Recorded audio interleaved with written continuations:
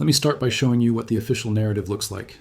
If you go to the LBMA, the London Bullion Market Association, they'll tell you that the silver market is well supplied. Vaults are full, deliveries are happening, everything is orderly. If you read the CME Group's reports on COMEX, they'll tell you that registered inventories are adequate, that the exchange has never failed to deliver, that the system is functioning exactly as designed. If you listen to the mainstream financial media, Bloomberg, CNBC, the Wall Street Journal, they'll tell you that silver is just another commodity. Supply and demand are roughly balanced. Any price volatility is just normal market behavior. This is the story they want you to believe.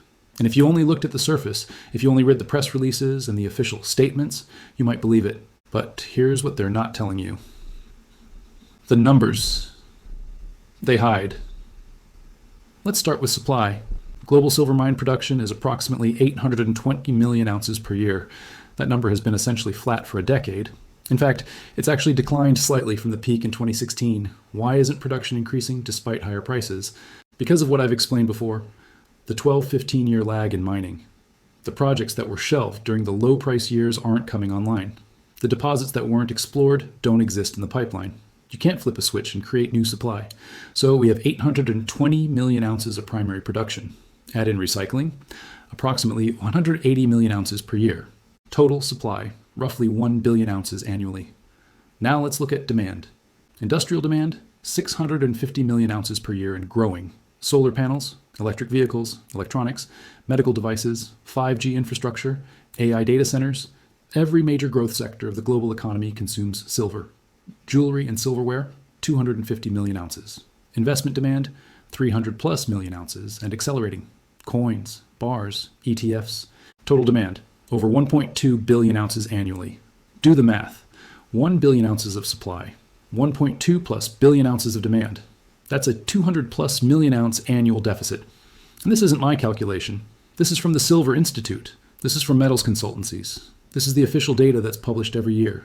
We've been running this deficit for 4 consecutive years. 200 million ounces per year times 4 years equals 800 million ounces of cumulative shortage. Where did that 800 million ounces come from? It came from above ground inventories. Stockpiles that took decades to build, strategic reserves, vault holdings, ETF metal. The buffer is being consumed, and when it's gone, there's nothing left to fill the gap. The paper mountain. But here's where the story gets really interesting. Because the physical shortage, as dramatic as it is only half the equation. The other half is the paper market. On any given day, the COMEX trades the equivalent of 500 million to 1 billion paper ounces of silver in a single day. That's roughly equal to an entire year's worth of global mine production, traded every single day. Now, most of these trades don't result in physical delivery. They're settled in cash, they're bets on price movements, they're hedging positions.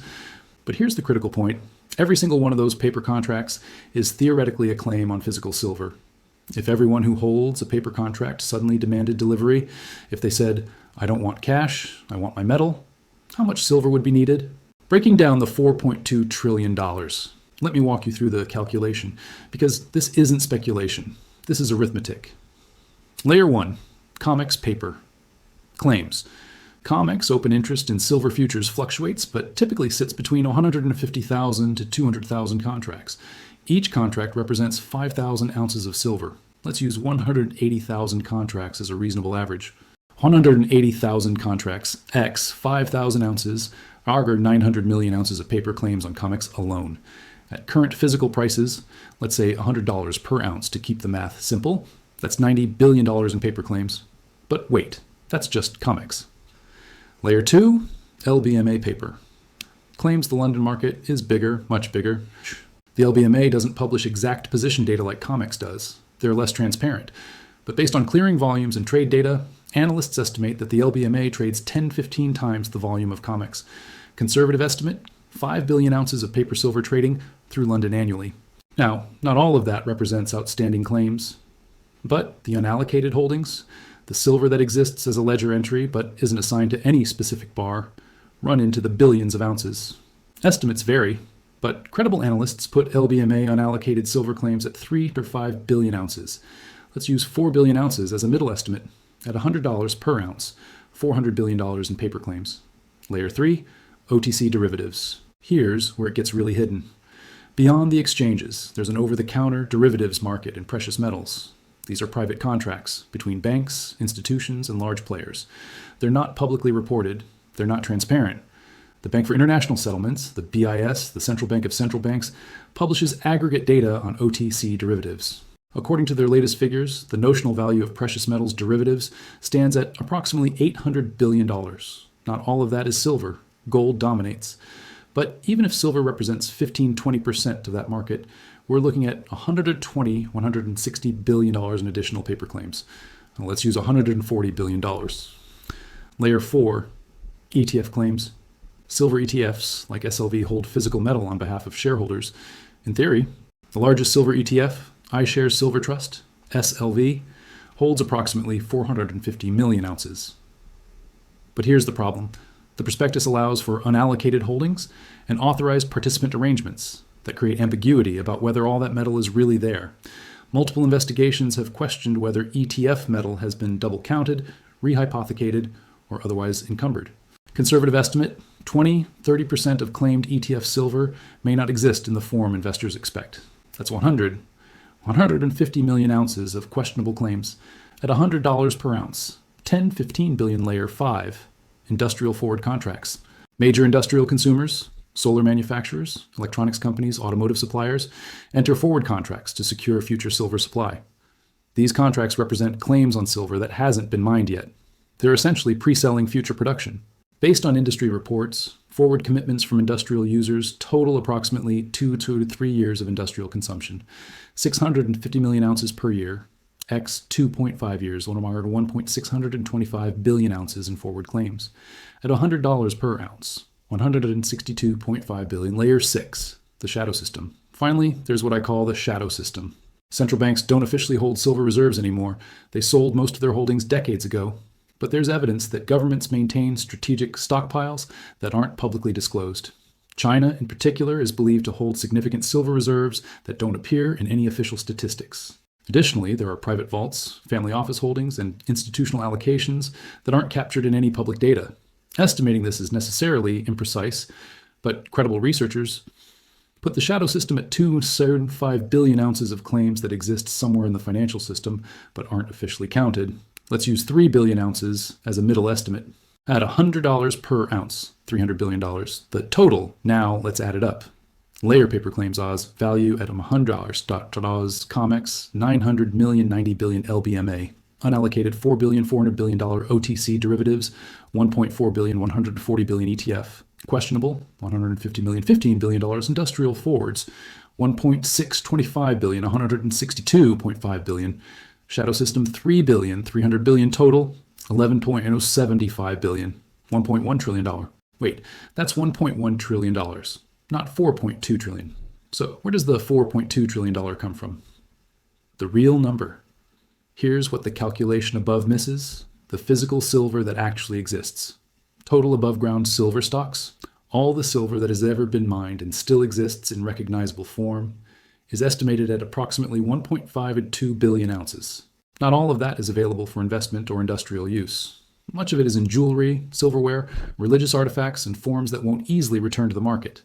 Available, identifiable silver that could theoretically satisfy paper claims. Approximately 1 billion ounces. We just calculated 11 billion ounces of paper claims. 11 billion ounces of claims. 1 billion ounces of metal. That's an 11-to-1 ratio. For every ounce of physical silver that actually exists, there are 11 ounces of paper claims against it. Now, what happens when you calculate the true replacement cost? If every paper claim had to be satisfied with physical metal, if the music stopped and everyone demanded their silver, the price wouldn't stay at $100. It would explode. Based on the available supply and the competition for that supply, analysts estimate the true market clearing price would be somewhere between $300 and $500 per ounce. Let's use $380 as a reasonable estimate, roughly the midpoint. 11 billion ounces, 380, $4.18 trillion, round up for margin of error, $4.2 trillion. That's the true value of the silver shortage. That's what it would cost to satisfy all the paper claims with physical metal at market clearing prices. That's what they're hiding from you. This is where we get to the $4.2 trillion number. The players. So who's behind this cover-up? Who benefits from keeping this $4.2 trillion hole hidden? Player 1, the bullion banks. At the center of the scheme are the major bullion banks: JP Morgan, HSBC, UBS, Scotiabank, Deutsche Bank. These banks hold massive short positions in silver. They've sold paper claims for metal they don't have. If the true shortage were exposed, if prices jumped to $300, $400, $500, their losses would be catastrophic. We're talking tens of billions of dollars in losses, potentially hundreds of billions if the squeeze is severe enough. They have every incentive to keep the paper game going as long as possible. Player 2, the exchanges COMEX and the CME group profit from trading volume. The more paper contracts that trade, the more fees they collect. If the market realized that these paper contracts couldn't be backed by physical metal, if trust collapsed, trading volume would evaporate, so would their revenue. They have every incentive to maintain the illusion that everything is fine. Player 3, the central banks. Central banks officially hold very little silver, but they're deeply invested in maintaining confidence in the financial system. If a major commodity, especially one with monetary history like silver, were to reprice dramatically, it would signal a loss of confidence in fiat currency. It would validate the gold bugs and silver stackers they've dismissed for decades. More importantly, many central banks have leased out or sold forward the silver they once held. A price spike would expose those arrangements and create political scandals. They have every incentive to keep silver quiet. Player 4, the governments. Western governments, particularly the US, have used precious metal suppression as a tool of monetary policy for decades. A rising gold and silver price signals inflation concerns, dollar weakness, and loss of confidence in government bonds. Keeping metals prices subdued supports the dollar's reserve currency status. It keeps interest rates lower than they otherwise would be. It allows deficit spending to continue without immediate consequences. The suppression isn't a bug, it's a feature. Player 5, the industrial users. Major industrial consumers, solar manufacturers, electronics companies, automotive OEMs, benefit from low silver prices. If silver repriced to $300 or $400, their input costs would explode. Their margins would collapse. Their business models would be challenged. They lobby for policies that keep silver prices contained. They're not neutral observers. They're active participants in the suppression. How they hide it. The $4.2 trillion shortage is hidden through several mechanisms. Mechanism 1, paper supply creation. The banks can create unlimited paper supply. Every time demand increases, they just issue more contracts. More paper chasing the same physical metal. This creates the illusion of abundant supply. Prices stay range-bound because there's always more paper available. Mechanism 2, leasing and rehypothecation. Physical silver gets leased from one party to another, then leased again, then again. The same bar might be claimed by 3, 4, 5 different entities, each believing they own it. This multiplies apparent supply without creating any new metal. Mechanism 3, data. Opacity. The LBMA doesn't publish detailed position data. OTC derivatives are private. Shadow system holdings aren't disclosed. You can't analyze what you can't see. The opacity is intentional. Mechanism 4, media complicity. The mainstream financial media doesn't investigate the paper to physical ratio. They don't question the exchange statements. They don't dig into the math. Whether through ignorance or intent, they repeat the official narrative. Everything is fine. Mechanism 5, price manipulation. When prices start to rise, when the shortage threatens to become visible, the banks step in. Margin hikes, coordinated selling, pre-market dumps, post-market raids. We've seen this playbook dozens of times. It works until it doesn't. The cracks in the system. For decades, this system worked. Paper supply absorbed demand. Prices stayed managed. The shortage remained hidden. But something has changed. The system is breaking. Crack 1, physical demand. Explosion. Global physical demand has hit levels the system wasn't designed to handle. Industrial demand is surging. Solar installations, EV production, AI infrastructure. This isn't speculation. It's manufacturing orders. Investment demand is accelerating. Retail stackers, institutional allocators, sovereign wealth funds. Everyone wants out of paper and into hard assets. The paper market can't absorb this much demand without the physical market noticing. Crack 2, vault drawdowns. COMEX registered silver has dropped from 150 million ounces to under 30 million ounces. LBMA inventories are declining. Shanghai premiums are elevated. The metal is leaving the system. It's moving from vaults where it can be used to suppress prices to private hands where it can't. Every ounce that leaves is an ounce that can't be used to meet paper claims. Crack 3, geographic arbitrage. The price divergence between markets is becoming impossible to ignore. COMEX says $95. Dubai physical is $120. Shanghai is $110. These gaps used to be small, a few percent at most. Now they're 20%, 30%, even higher. When prices diverge this dramatically across markets, it signals that the global system is fragmenting. The paper price is losing its authority. Crack 4. Delivery stress. More traders are standing for delivery. They're calling the bluff. EFP, exchange for physical volumes, are elevated. Delivery notices are increasing. The exchange is being forced to actually produce metal. Every delivery that happens is a test. So far, they've passed, barely. But each test depletes the remaining inventory, and eventually, a test will fail. Crack 5. Trust erosion. Perhaps most importantly, trust in the paper market is eroding.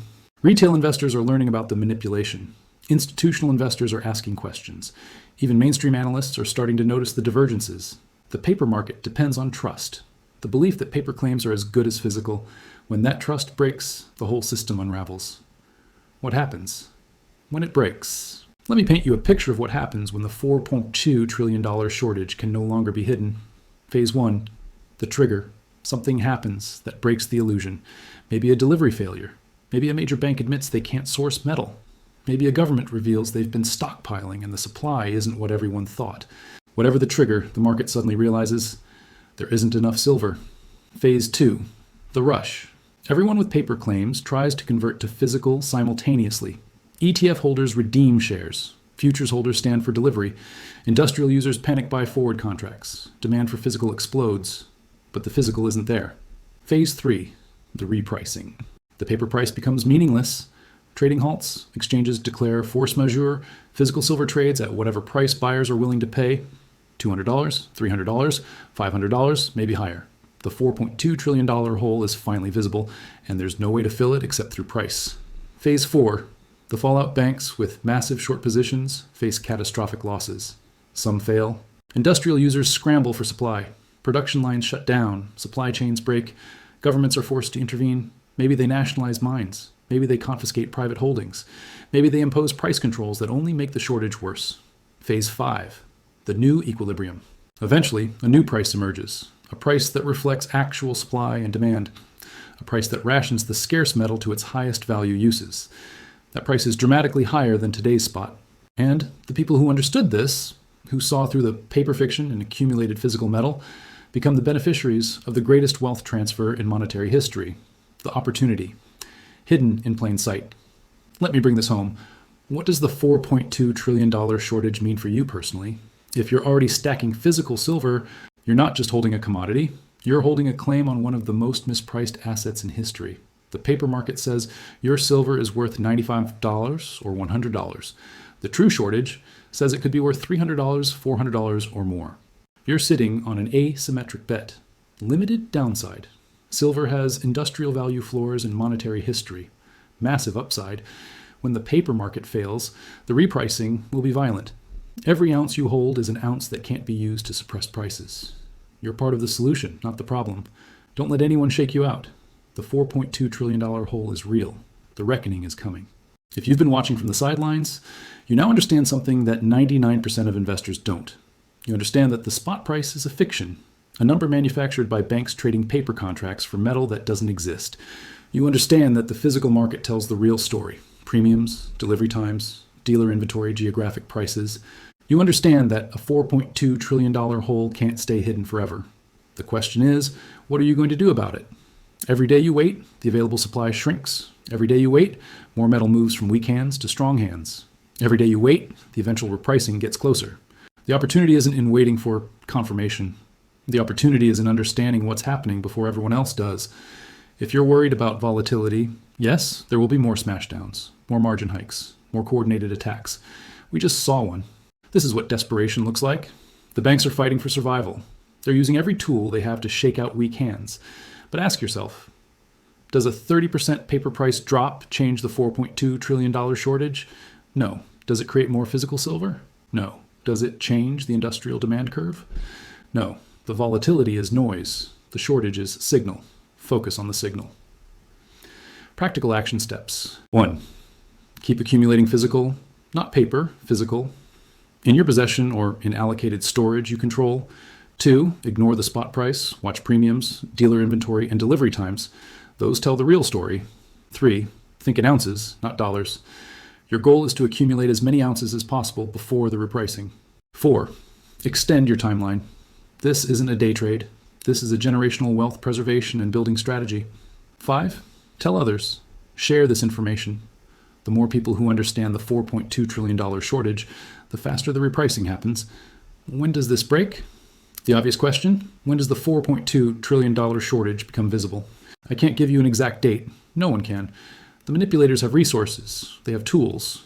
They can extend the game longer than most people expect, but I can give you the indicators to watch. Indicator 1.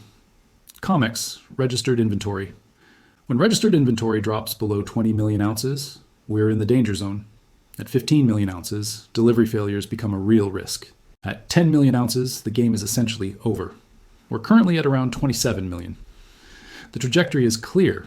At current drawdown rates, we could hit critical levels within 12-18 months. Indicator 2, physical premiums. When premiums for physical silver exceed 50% above spot, the paper price has lost its credibility. We've seen premiums spike to 40%, 50%, even higher during stress events. If those premiums become permanent, if dealers refuse to sell at spot plus any reasonable premium, the divergence is complete. Indicator 3, delivery failures. Any failure to deliver, any declaration of force majeure by a major exchange would be the trigger. It doesn't matter if they settle in cash at the current price. The very act of failing to deliver physical would destroy confidence in all paper claims. Watch the COMEX delivery reports. Watch for unusual delays. Watch for excuses. Indicator 4, central bank behavior. If central banks start publicly accumulating silver, not just gold, it signals that even they have lost confidence in the paper market. China and Russia have been accumulating quietly for years. If they start announcing silver purchases, the game is changing. Indicator 5, industrial user panic. When a major industrial user, a solar manufacturer, an electronics OEM, an automotive company, publicly complains about silver availability or starts hoarding, the supply chain is breaking. Watch for procurement announcements, supply chain warnings, and production delays attributed to silver. My honest assessment. Based on everything I'm seeing, the drawdown rates, the demand growth, the system stress, I believe the $4.2 trillion shortage becomes undeniable within the next 2-5 years. It could be faster if a trigger event accelerates the timeline. It could be slower if the manipulators find new ways to extend the paper game. But the math is the math. 11 billion ounces of claims, 1 billion ounces of metal. That equation doesn't balance, and eventually it will be resolved, either through default, repricing, or both.